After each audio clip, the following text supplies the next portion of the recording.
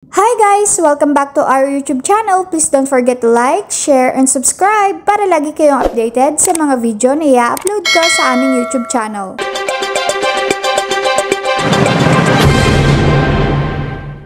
Good news po, aprobado na ang aumento sa sahod para sa mga manggagawa sa Cordillera Administrative Region of CAR at Mimaropa. Simula sa bisperas ng Pasko, December 24, may dagdag na 40 pesos sa daily minimum wage sa CAR.